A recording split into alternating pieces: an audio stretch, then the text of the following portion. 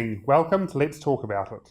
Hi, I'm Dr. Sue Bagshaw. I work as a clinical senior lecturer at the Christchurch School of Medicine. And I'm Michael Hempseed, the Director of the Employee Solutions Service. And we both work for the Collaborative for Research and Training in Youth Health and Development Trust. Don't say that again, we won't have time for anything else. Oh. Both of us have travelled up and down New Zealand teaching people about mental illness, and now we want to share this information with you. We'd like to help you, your family, your friends, and anyone else who would like to understand more about mental illness, where to go for help and how to get help. And along the way, we'll hear personal stories from people that have experienced mental illness. Oh, I had crazy thoughts about myself. But I was so ashamed and embarrassed that I didn't talk to anybody. Even now, I have suicidal thoughts going through my head. I think because I had this belief I wasn't good enough. I feel like sometimes when I get up, all the sky is in my shoulder. And being Tongan and Pacific, we tend to not talk about it. People with impairments endure all the same things that a non-impaired person experiences. And we'll see what happens inside your brain when someone develops a mental illness. We want to explain all this and have some laughs along the way. Now, Hempseed, that's a very interesting name. Yes, it is. I always wanted to start an airline. We could have called it Hempseed Airways, and the tagline would be Hempseed Airways, getting you higher than anyone else. On tonight's show, we'd like to show you how mental health is affected by depression. First up, we have a quiz for you. We'd like to introduce you to our actors, Jess, Meredith, and Esme. We're going to help you to learn how to play doctors and guess what's wrong with them. So yes, you will be practicing medicine without a licence. We're here at Cathedral Square. Let's ask some random people off the street what they think. An arrow through the head. Oh, a headache. Arrow in the head. A nasty accident of some sort. Broken leg.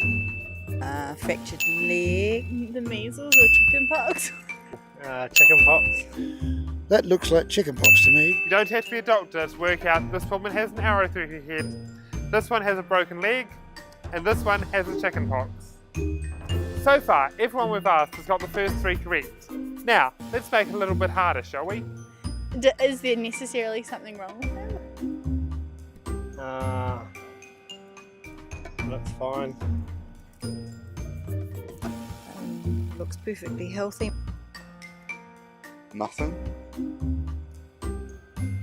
No idea. I guess it's hidden. Yeah, nothing. Well, this man has depression, this woman has anxiety, and this man has bipolar disorder. Just by looking at these people on the outside, you would have no idea what they're experiencing. So does that mean if we can't see mental illness, that it doesn't exist?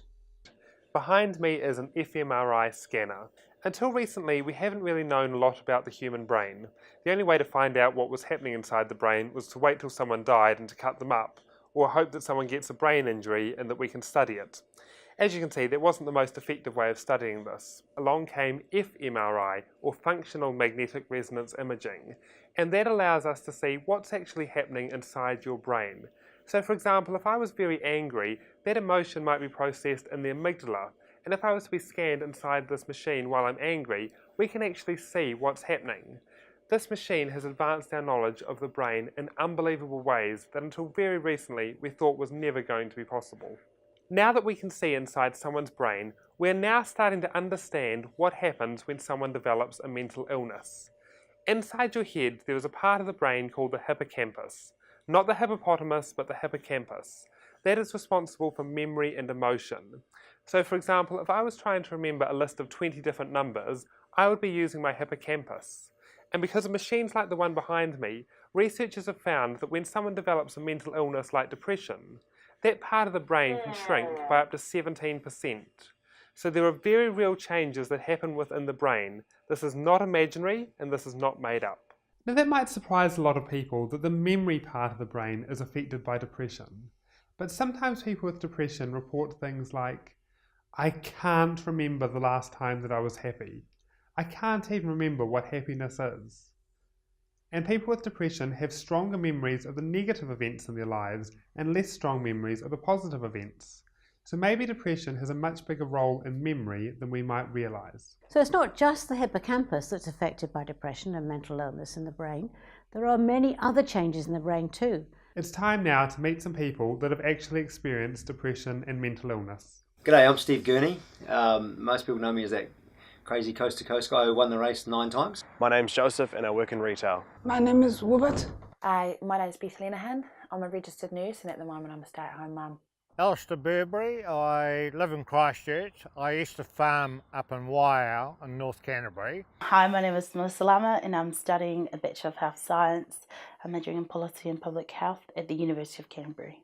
My name is Lee Montford. I've been a librarian. I have a diploma in journalism. My background with mental illness, I was diagnosed with bipolar in 1991. My mother did have bipolar. So I've had about almost 30 odd years with bipolar. When did it probably happen? In my 20s, I was farming in North Canterbury and an uncle died and I ended up taking over about 4 farms to supervise, and I was involved in a large private company here in Christchurch, and I was unable to say no, and I think those were probably the seeds of my depression. That I hardly slept at all in those days because I had so much on my plate really. And then I got caught up with the share market crash of '87 and then droughts and farming in North Canterbury through the late 80s, and one thing led to another, and I ended up selling the farm and my marriage. I lost my marriage, and those things sort of all contributed, I feel, to my depression anyway, really. My best friend passed away in Wellington, and that just hit me really hard, and I went down in a big way with depression. I'd moved overseas to work, just over to Australia when I was in my early 20s. It was the first time I'd lived away from family, and I moved to a small town with a predominantly Indigenous population, and I think I found it quite distressing and experienced quite a lot of culture shock. And in the midst of this, I experienced my first episode of anxiety and depression.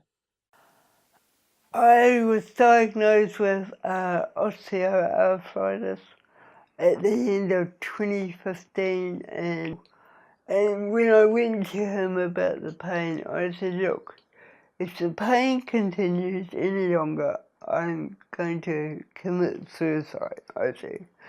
Well, I born in the city, so when we go to refugee camps, there's no light, no food, no shelter, and you don't know whether you're going to live or die, and you don't know when you're going to go back and see them. I never saw my father, and he passed away. So you lose almost yourself. Well, I guess it majorly sort of started when, I guess about last year, when I lost my grandmother. She was a very big part of my life. She was one of the heroes when I was growing up. I like to do a lot of like performing arts, and she taught me a lot of that growing up, right from when I was about 5 years old to about 18.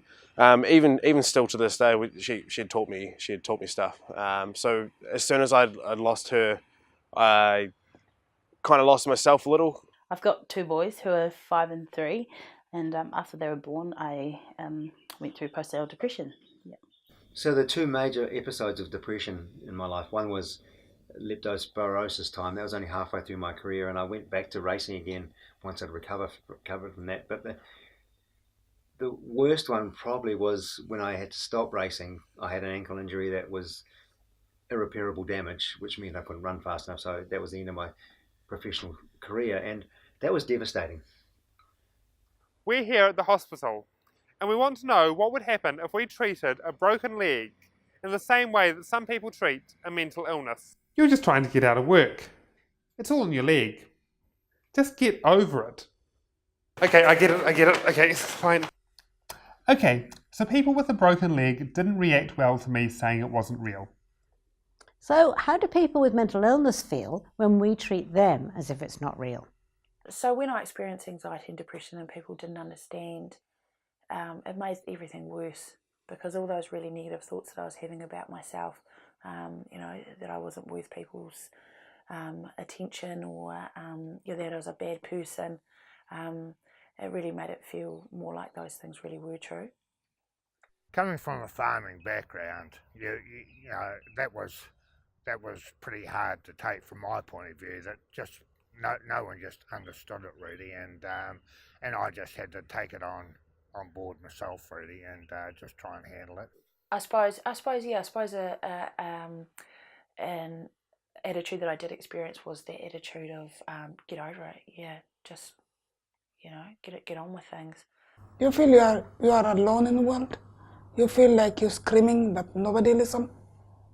You feel you're carrying all the world on your shoulder but nobody notices, and you're lonely. So to a lot of people on the outside, I look like a happy person, but with postnatal depression, a lot of it stems from the inside, and it's not as visible, I guess, so people don't actually recognise it as much. I guess they might recognise it in my mood, but in terms of being like, well, actually, with, I guess, a broken arm, they'll be like, well, you've got a broken arm, But for postnatal depression, it's kind of like, it's just because she's got a lack of sleep. Or, she's not happy because obviously she's got post-baby body or something. But no, it's definitely something that some people manage to hide and can control on the inside, but it definitely eats up at you and it doesn't leave your mind. And you don't feel very true to yourself when you're laughing sometimes. I think I did that a lot, actually, where people's like, how's motherhood? And I'd be like, oh, it's the best thing in the world. And, and deep down I'm like, why are you saying that? I feel like I couldn't say, well, actually, it's really hard, because when I did say that, people would be like, but you look like you're coping. It's often said, Michael, that depression's a sign of weakness. Well, an anonymous author said, depression is not a sign of weakness. It's a sign you've been trying to be too strong for too long. Hey, I've never really been a rugby player, but I've seen the culture. I live in New Zealand, I've been brought up with all my mates. They play rugby, and it's a generalisation, of course, but yeah, generally the Kiwi bloke is supposed to be staunch and strong and not show your emotions. Good on you, mate, and be reliable and consistent, but it's not realistic. We're humans, and life happens to us, and I think that's probably one of the reasons we have a reasonably high suicide rate in New Zealand. I've been asked to go and speak to a lot of farmers groups over the years, and this is one of the key messages they want to hear is what is my take on depression and suicide rates and that sort of stuff, because it does happen a lot in farming communities, and this is kind of related really closely to the rugby sort of mentality as well. It's about staunchness, about man of the land, she'll be right, mate, good on you, mate, and I think that's part of it, is just being prepared to be open and honest and let down your guard a bit and accept help. Now's your chance to try and be a doctor again. Try and guess which of our three actors is showing signs of depression.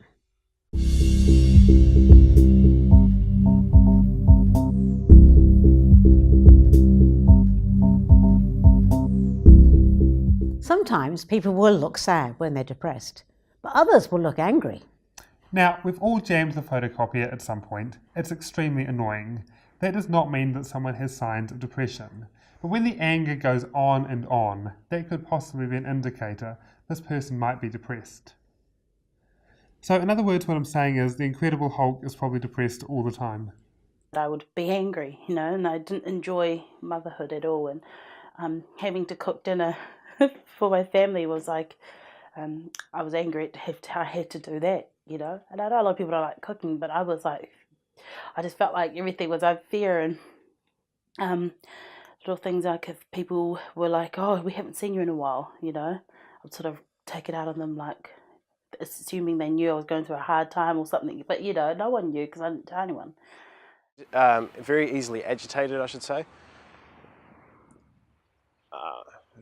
I couldn't concentrate a lot. A lot of the time I was sad, but I would mask it with anger. Did you know that some people with depression can look happy on the outside? If you met Robin Williams on the street, you would think he was the happiest, most energetic and joyful person that you'd ever met. We now know underneath that things weren't so good for Robin Williams. Some people with depression do put a smile on. It doesn't mean to say they're really happy. It just means to say they're hiding their low mood pretty well. We all have days where we feel a bit flat or maybe not as good as others. Does that mean we all have depression? Well, Michael, I think the technical name for that is life. Then there's grief. We would all expect someone to experience grief after the death of a loved one. But people can also experience grief if they get a bad report at school or if they lose a pet. Now, we don't consider grief a mental illness because it's a normal part of life. Certainly it's an unpleasant part of life, but we consider that a normal human emotion. Quite right. Grief is not a mental illness. Sometimes, though, it can go on and on and on, and people can get stuck, and then depression can develop.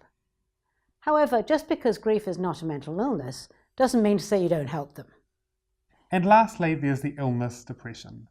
So the main way that my low mood presents itself is lots and lots of negative thinking. So lots and lots of what I'd call ruminative thinking. Thinking around and around in a circle about the same crappy negative stuff. I'm not really much of a crier. I think probably when I had low mood after the birth of my first son, I probably felt really emotional and probably cried a wee bit then, and that was probably in the context of guilt around having this beautiful child and feeling like I didn't deserve it or like I wasn't doing enough, got enough job as a mum. And it felt like just too much energy to find my way out of it. It felt like you're stuck in mud up to your thighs, it's just so hard to make any progress.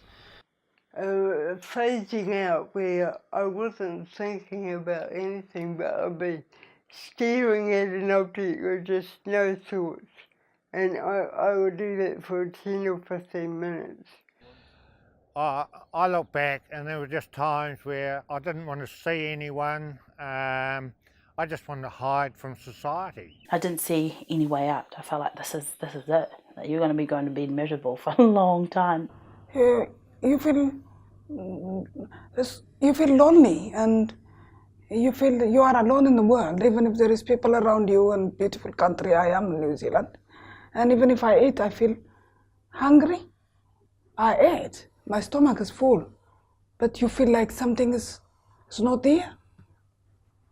So I cried quite a lot, to the point that I would even wake up in the middle of the night at times and cry, where my husband would have to wake up, and he's trying to sleep for work, but he thought it'd be one of the kids crying, but it was always me. Basically, it was like I'd been taken over by an alien. Anything would agitate me. Small things at work would agitate me. And it'd be the very minor things. Someone would say something a little bit funny. My mood really dropped. I had really lots of difficulty concentrating. I couldn't make any decisions. My thoughts were really racy. I couldn't sleep. Woke up really early in the morning and couldn't get that back to sleep. And just everything felt really negative. Anything that happened, I'd put a negative sort of spin on it. Farmers work by themselves and they don't go and share their problems with other farmers. All I did was wave to the farmer across the neighbour's fence, and unfortunately farmers do not share their feelings. Their wives will go off shopping, and the farmers are just basically on the farm all day. And I wear a farm strong belt here related to the depression groups. I wasn't happy with myself, to the point I didn't want to speak to anyone, or I felt like I couldn't show my face to things or be in public. In my language or in my country's tradition, we don't have a word of depression. Unless you are going mad and you remove your clothes, then people know you are mad. But depression has no word or meaning of it. Yeah, so after a few days of weeks actually of going through the same thing, I went to go see my doctor, and he said that, there's a good chance I have postnatal depression. And I was quite in denial for a while. I said, look, I'm the most confident person. Everyone thinks I'm confident. Everyone thinks I've got everything together, you know. I can't have postnatal depression. I mean, I make people laugh. I'm so loud. And he said it can happen to anyone. And from then I learned how common it is. Why was it so important for me to win races? Why was it so important for me to feel success and see my name in the headlines and on the news and stuff like that? And it was, I think, because I had this belief I wasn't good enough. For me, I felt like I was weak. I felt like I was a failure. I felt like, you know, I wasn't worthy of people's attention or love. I don't have a lot of good thoughts about myself, if I'm fully honest. Oh, I had crazy thoughts about myself, especially while I wasn't doing what I should be doing. I really thought I was pathetic. You know, I kind of didn't tell my family, and that's sometimes due to traditions and cultures. And being Tongan and Pacific, we tend to not talk about it. Yeah, so seeing other people that were happy around me, it annoyed me. It really annoyed me. What do you call it? It's very bad, and sometimes no word enough for it. Like you don't belong to this world. Yeah, even now I have suicidal thoughts going through my head. And people say, but Alistair, no, you know, how can you? And I say, well, that's just what a person like me goes through. I was so ashamed and embarrassed that I didn't talk to anybody, and none of my friends that were there, about what was going on. We can all understand how depression can affect the emotions, but can it affect the body as well? So absolutely, Michael, research is now showing that if you've got pain in your brain and your brain's hurting, it certainly can be reflected in pain in your body. The skull, the brain is not floating around in midair, it's actually connected right there so that your brain is connected to your spinal cord coming right down your back. Brain's protected by your skull, spinal cord protected by your skeleton in your back. And when your brain is hurting, it really can be reflected in pain in your back. Now, of course, not all back pain is caused by depression. If you fall off a roof, it's pretty bad for your back and you get a lot of pain. But having said that, remember that when your back's hurting, that could be depression that's causing that problem. So check it out both ways. I have a lot of employers coming to me asking me about an employee, and they say this employee has been off sick for months and months. They've been to the doctor with back pain and they can't find any physical cause. They might have had lots of x-rays and still nothing. Now there could be lots of explanations for this, but sometimes I encourage employers to ask the question, could this person be experiencing mental illness? So it's bad enough when you're depressed, you can't concentrate, you can't remember things, you're feeling really miserable. And then on top of that, you get physical pain as well. I have pain from my head to toe. Still I have the pain. And I went nuts. I'm crazy and I cannot sleep. So just how much of a problem is depression in the world? Well, the World Health Organization reckons that it's the leading cause of disability worldwide. Wow. Yep. The Australian New Zealand College of Psychiatrists reckon that all mental illness costs $98 billion to the economy per annum. So does that mean people with mental illness are dangerous? No. Research shows that actually people with depression, anxiety, schizophrenia are far more likely to hurt themselves than other people. People with mental illness are very safe to be around. Before I said the hippocampus can shrink by up to 17% when someone develops depression. The good news is that that part of the brain can regrow as someone gets better. I went to a doctor with my partner. She actually had to end up organising the appointment. I couldn't organise it myself. I thought that, no, I'll be fine, no, I'll be fine, no, I'll be fine. And then it honestly got to the point where I was just at work and almost breaking down. I had to call my partner and say, like, look, I need to go. I need to do something about this quickly before I fall over. So she took me to the doctors. We sat down, really nervous, and I didn't understand why as well, about why I was nervous to talk about it, because I knew that this is something that I needed to do to feel better. But to try and talk about it to someone who doesn't know you yet was really hard to try and to convey a message that you don't want to tell, because you want to tell everybody you're fine, but you're not fine. So yeah, so she really did understand, and and she brought sort of, I guess, more perspective on life, and trying to say that you can't just focus on these. You need to focus on what's going really great in your life. You know, the things that you do well. Keep going with those things, because that's how your happiness will come, is by actively trying to find it. But people need to know that all they need to do is reach out, talk to their GP, talk to their loved ones, and yeah, people are more than happy to assist you once you open with them and say, hey, I need help. Yeah. Well, I turn that around and say real men actually show that, you know, they're real men by opening up and saying, well, I do get depressed. Being depressed and having anxiety in my early 20s and then having the same situation in my mid-30s was so markedly different in the fact that in my mid-30s, heaps more people were accepting of it, and that completely changed my experience and completely sort of changed the level of my own sort of distress. Because I thought they're going to see me as weak and not a good person to be around. But it actually tended to actually give me, you know, people were actually supportive. But when my brother came, we sit together, we talk like how it was back home and how my dad say or do things, or my mom, or what we do when it's winter, or what we do when the roof has leak and everything. So having family also, something belong to you or look like you, or know what's your life look like before. So that also very much helped than medication. My ex-wife said, Alistair, don't ever kill yourself, because your children have to live with that for the rest of their lives. And so that's the one thing that's actually kept me alive. I started my day with a habit of thinking, what are 3 positive things that I'm happy about or grateful for today? And that's really hard to do when you're down the dumps. It's really hard. But I force myself to just do one. And then once you've learned to do one, after a few days you can do 2, and then after it becomes 3, and then sometimes you can only do 5 or 10, depending on what's in store for the day.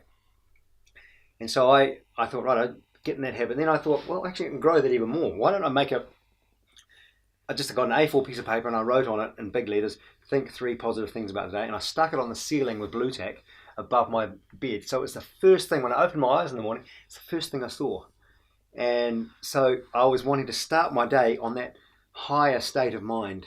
You know, instead of being grumpy, I want to, I want to kick my day off with positivity, and so I'll continue on that vein.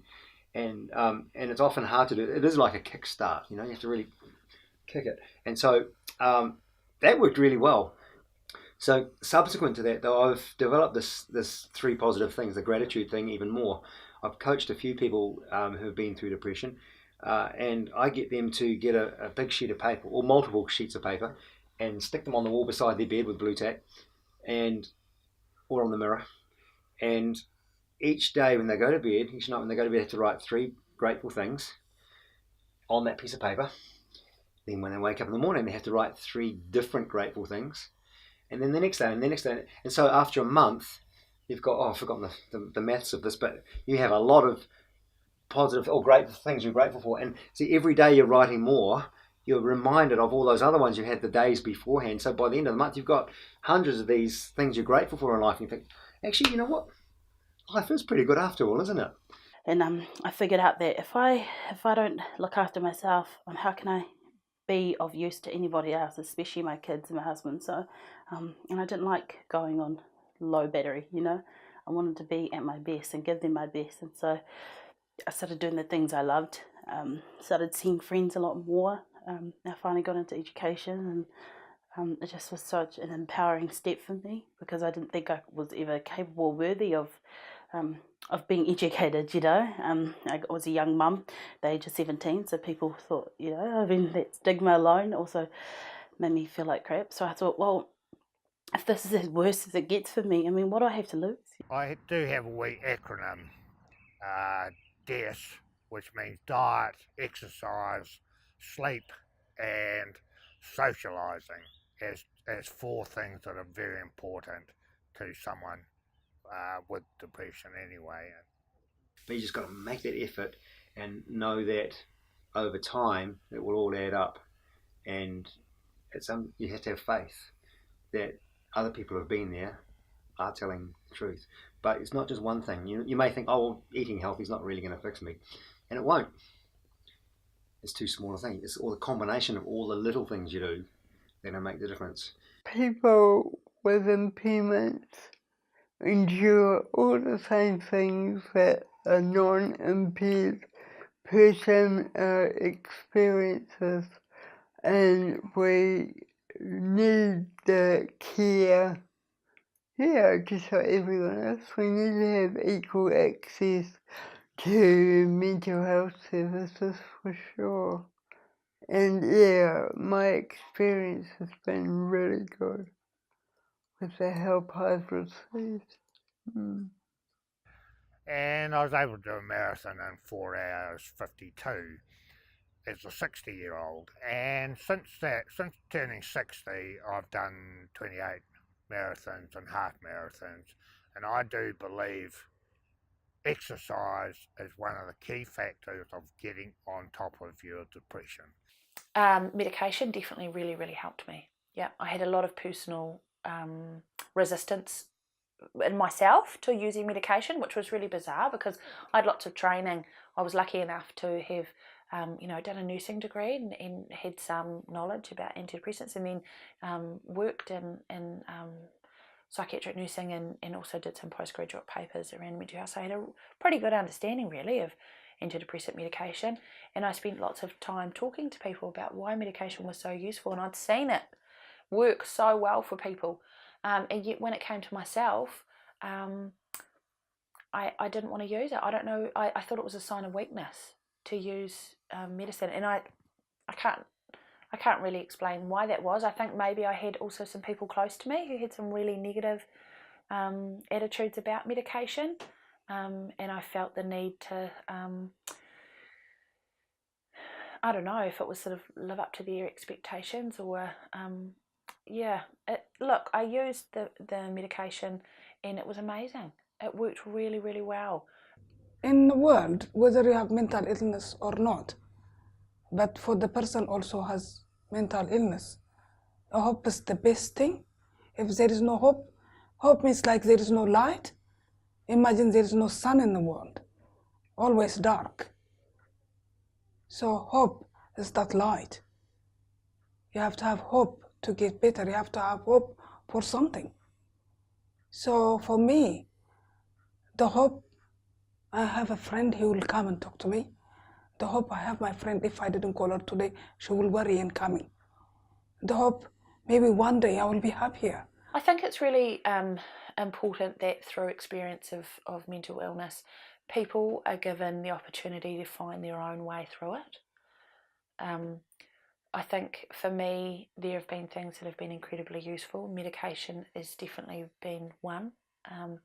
Exercise for me has been really important as well.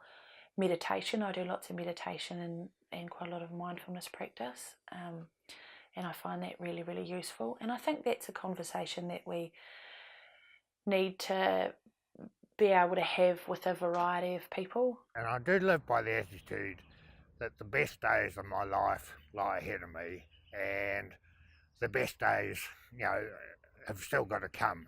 One of the biggest challenges with depression is loneliness. Danny Heck's my name. Basically have a purpose in life and trying to help lonely people out of situations of loneliness. I personally found it very difficult fitting in at school. I think loneliness is really a big issue for a lot of people, and it's not spoken about a lot. Personally, after my divorce and a big health scare where I nearly died, I sort of found myself in a situation where I was in a one-bedroom apartment. I didn't really have any friends in my life.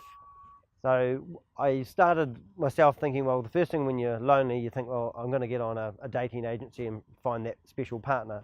But I didn't really find the right type of people, and they weren't at the right time of life to get involved in dating, it was more they needed friends. So we started up a bit of a club where I encouraged people to go out mountain biking together, because that's what I was into. And then I found that we could only get a certain number of people coming along each week. So I decided to change the event to a dog walking event, because I met a lady who said that she would like to come, but she doesn't want to walk by herself.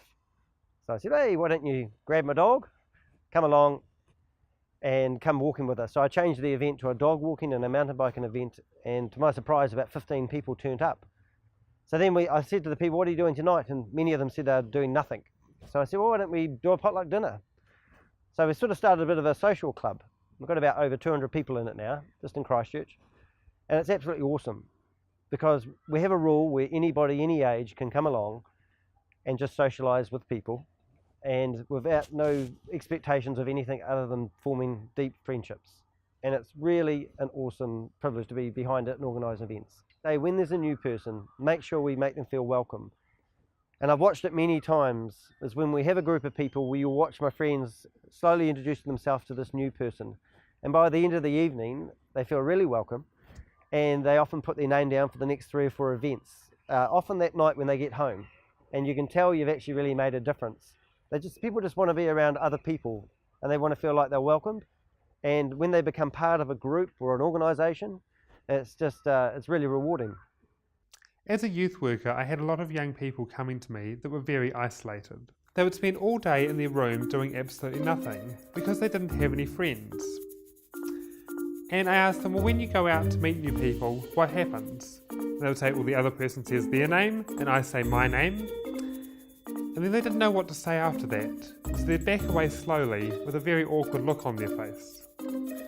So what I did was I started to teach these young people some really basic social skills. I just gave them some very basic questions that they could ask new people, such as, do you have any pets? What do you like doing in your free time? Or do you play any sports?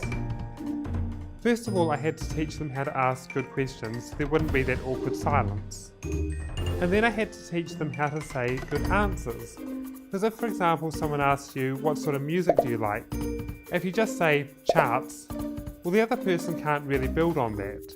So you have to be able to give a good answer. First part of building a friendship is being able to ask good questions, and the second part is being able to give good answers. Now this took me about 15 minutes to teach them.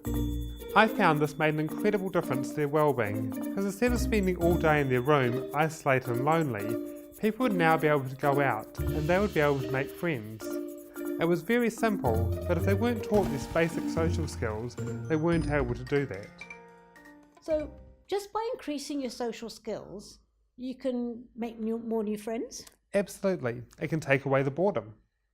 It could give you an increasing sense of self-worth. And when times get tough, it can give you someone to go to. And there are so many groups and places you can go to make new friends. Increasing your social circle may not cure depression, but it can help you build resilience and give you a few more options when times get tough. In my life, I've done some incredible things. I've jumped out of a plane at 13,000 feet. I've driven a Lamborghini around a racetrack in Las Vegas, and I've been hang gliding. And he's the one talking about mental illness. And when I tell people those things, they say, that's great, I'd love to have a go at that. But then I say I've worked with young people with mental illness. And they say, how do you cope? I could never do that. Doesn't that make you really depressed? But actually, it's the most joyful job that I've ever had, because yes, I see people in terrible states of distress, and sometimes on the absolute worst day of their life. But the overwhelming majority of people with the right help can get better. Well, that's all we have time for this time. Join us next week as we teach you how to find the help that you need.